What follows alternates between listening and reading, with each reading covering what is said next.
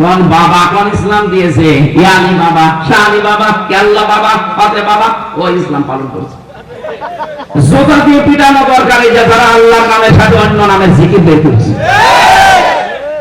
আপনাদের এই 2-3 জেলা পরেই তো, এরপরে নরসিংদী, তারপরে ভৈরব, এরপরে তো ব্রাহ্মণবাড়িয়া। আল্লাহর ওলিদের বাস। আমি স্পষ্ট ভাবে বলছি, সতর্ক করার জন্য, এটা রেকর্ড হচ্ছে। এই তাহেরি ভাই যে জিকির গুলো বানিয়েছে ইসলামের নাম দিয়ে, কেল্লা বাবা, ফতে বাবা, দয়াল বাবা, কেবলা বাবা, এগুলো সব হারাম, হারাম এবং হারাম।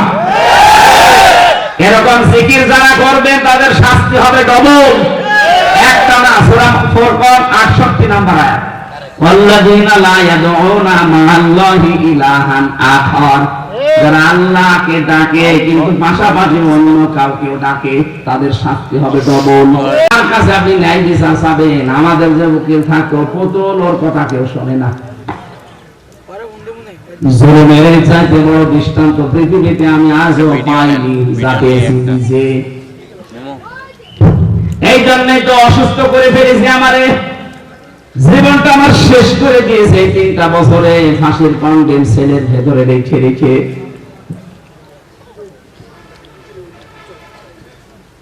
স্বাভাবিক হতে পারি না। এখনো পর্যন্ত ঔষধ চলছে, এখনো আমার মাথা স্বাভাবিক না। কথা বললে আমার কণ্ঠে এবং মাথায় ব্যথা আসে। আপনি যা করেছেন ভেতরে আমার সাথে, শুধু আমি না, আলেমদের সাথে যা খাওয়িয়েছেন, এই খাবারের ভেতরে আমার মনে হয় কিছু মিশানো ছিল। ওরা এমনি খাবারে কিছু মিশায়, তেঁতুল দেয়, তেঁতুল, প্রত্যেক খাবারে তেঁতুল দেয়, যেন মানুষের যৌবন নষ্ট হয়ে যায়। নাই তো কেউ 20 বছর, 25 বছর, 30 বছর যারা আছে বউ ছাড়া, একে এমনি থাকা সম্ভব জীবনও না।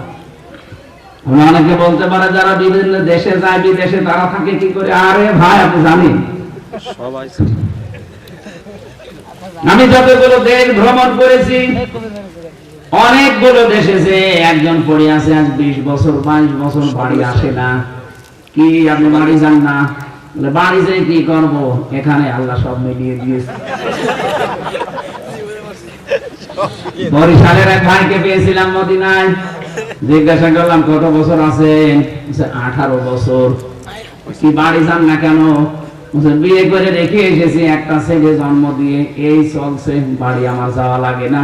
এখানে যে মালিকের আন্ডারে আছে, যে কোরআন শরীফ আমার সামনে, এখানে যে মালিকের আন্ডারে আছে, ওনার 4 বউ, একটা বউ আল্লাহর রাস্তায় আছে।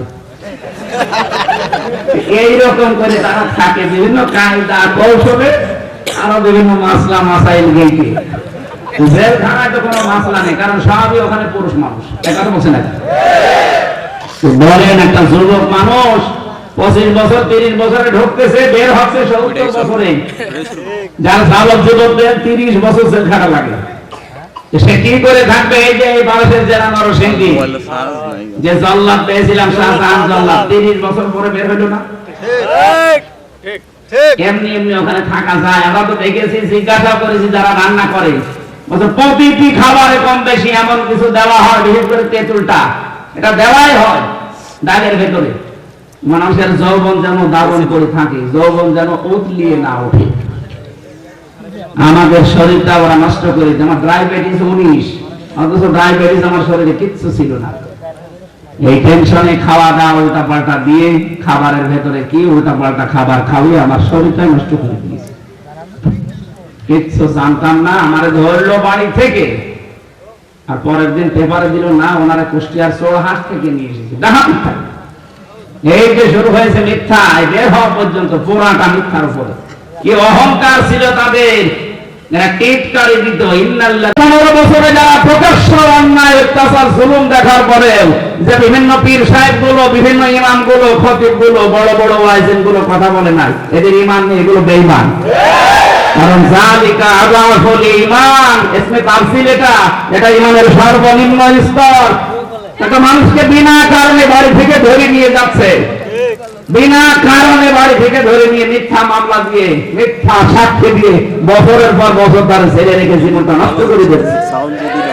আপনি বড় একজন বক্তা, বড় ইমাম, বড় খতিব, আপনি বড় পীর সাহেবের দেখে কিচ্ছু বলেননি, মনে মনে ঘৃণা করবেন তাও করেননি, আরো খুশি হয়েছে।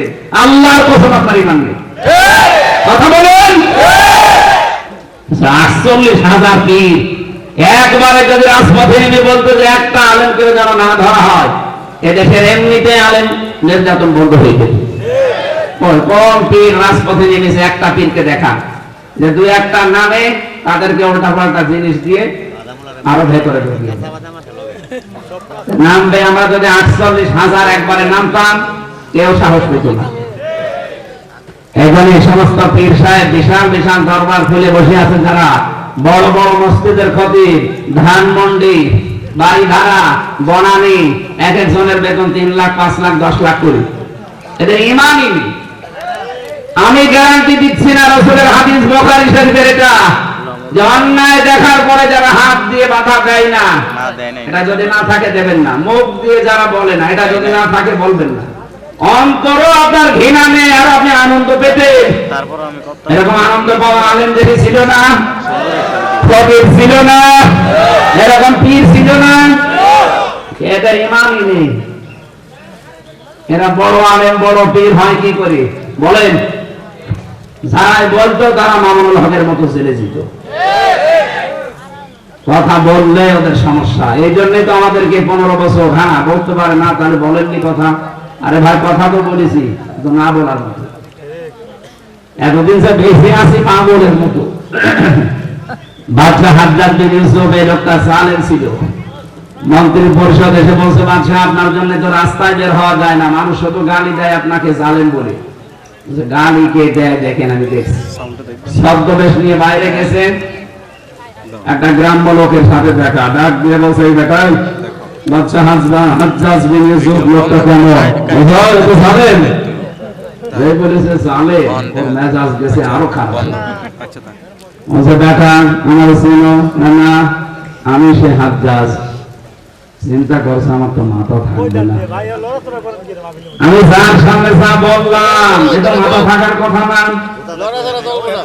কায়দা করে বলছে, বাদশাহ আপনি আমার চেনেন? বলে না, আমি এই গ্রামে রইল, যার মাসে 2 দিন মাথা খারাপ হয়, আজকে তার পয়লা দিন। তুই পাগল? পাগল বলে ওই দিন বেশি গিয়েছে, তাছাড়া বাসার কথা ছিল। আমরা এই 15.5 বছর পাগল কথা বলছে নাই তো, যা শুরু করেছিল বাসার কথা ছিল। কত মানুষকে তারা বাসার নাম নিয়ে এই যে আমার বিশ্ববিদ্যালয়ের দুজন মুখাদ্দা আসমানি বন্ধু, আজও খবর নেই, আজ 9 বছর চলছে। তার বাবার কাছে যাওয়া যায় না, কি কান্নাকাটি করে। ইলিয়াস আলী কোথায় আছে আল্লাহ জানে। আমি যখন ইমান বেছিলাম মাঠে গিয়েছি, আমি মাঝে মাঝে শুনতাম নাকি ইলিয়াস আলী বেশি আছে, কিন্তু আমাদের তো মুখে তালা মারা, কথা বলা যাবে না। ওই সময় যদি বলতে পারতাম, আমার মনে হয় খোঁজ করে পাওয়া যেত। ব্যারিস্টার আরমান যদি 8 বছর পরে বেরিয়ে আসতে পারে, আমান আজমি যদি 10 বছর পরে বেরিয়ে আসতে পারে, ইলিয়াস আলী আসতো, কিন্তু কিছুদিন আগে তারা মেরে ফেলেছে। এখানে খুন, গুম আর আয়না ঘরের সাথে যারা জড়িত, এদের যদি বিচার সত্যি তাড়াতাড়ি না করা হয়, এ বাংলাদেশ ঠান্ডা হওয়া সম্ভব না। আগামীতে যারা আসবে ওরা মনে করবে কিছুই তো হয় না। কথা বলেন না কেন? আমরা চাই আন্তর্জাতিক অপরাধ ট্রাইব্যুনাল যেটা ছিল এটা আবার নতুন করে বানিয়েছেন, খুব তাড়াতাড়ি এই গণহত্যার বিচার করুন। কোন বিচার যদি নাও হয়, আয়না ঘরের বিচারটা করুন। কথা বলেন না কেন? কি ব্যবসা খুলে নিয়েছিল, ভালো মানুষ বাড়ি থেকে ধরে নিয়ে যায়। ও ঘুমিয়েছিল, ঘুম থেকে উঠে যাচ্ছে থানার গাড়লে, কি গো তুই গাছ কেটেছিস? কখন? স্বপ্নে। এই মামলা চলছিল ওই দেশে, এক একজনের নামে 313টা মামলা, 560টা মামলা পেয়েছি আমি একজনের নামে। বলেন তো 313টা মামলা, যার নামে 560টা মামলা, ও জীবনে জামিন করাবে কবে, আর কবে হাজিরা দেবে কবে? কি আরম্ভ করেছিলেন আপনি? আল্লাহ দেখিয়েছে একেবারে খাপের খাপ। আমি একটা আয়াত মিলিয়েছি কয়েকদিন আগে, আপনি একটু দেখেন তো আমার সাথে মেলে কিনা। সূরা নমল 19 নম্বর পারা 20 নম্বর পৃষ্ঠা, এটা 7 নম্বর লাইনের 52 নম্বর আয়াত। ফাতিলকা বুয়ুতুহুম খাবিয়াতাম বিমা যালামু। আল্লাহ পাক বলেন এই সেই ঘরগুলো, আইতন না দিয়ে বুয়ুত বহু বচন দিয়েছেন, হোম দিয়েছেন জমির। আল্লাহ বলেন এই সেই ঘরগুলো খাবিয়াতান জনশূন্য করে দিয়েছি, ওজার গৃহ বানিয়ে দিয়েছি, পরিত্যক্ত করে দিয়েছি, বিমা যালামু এদের জুলুমের কারণে। একটা পড়ার পরে 2024 সালের 5 আগস্টের সাথে আমি মিলিয়েছি, মিলে গেছে। আপনি দেখেন সালেন্টের যত বাড়ি ছিল, অফিস ছিল, সবগুলো জনগণ মাটির সাথে মিশিয়ে দিয়েছে। আমার কুষ্টিয়ার হানিফের বাড়ি এখন টয়লেট হয়ে গেছে। মানুষজন 3-4 জন 5 জন করে যায় একসাথে, যে এদিকে কেউ এদিকে কেউ এদিকে কেউ এদিকে, মনে হচ্ছে যে মেশিন সবই চালাচ্ছে, জামাতবদ্ধ টয়লেট চলছে। এইটা 5 দিন না 6 দিন আগের পত্রিকা। ঢাকার যে বাড়িটা এত আবেগের বাড়ি ছিল, যেখানে জুলুমের দুর্বিসন্ধি হতো, একটা বোঝায় না, যেখানে মানবতার বিরুদ্ধে বিরোধী দলের উপরে ষড়যন্ত্রের চিন্তা ভাবনা চলতো, যেখানে সেই বাড়িটার দিকে তাকান, আল্লাহ যেন খাবিয়াতান পরিত্যক্ত বানিয়ে দিয়েছে। 5 দিন আগে পেপারে দেখলাম প্রায় 4-5 জন একসাথে টয়লেট করছে। আল্লাহ বলেন কেন করলাম জানো? বিমা যালামু এদের জুলুমের কারণে ওদের থাকার জায়গাগুলো পর্যন্ত অভিশপ্ত হয়ে গেছে। আল্লাহ কিন্তু এতটুকু শেষ করে যাননি, এর পরের সব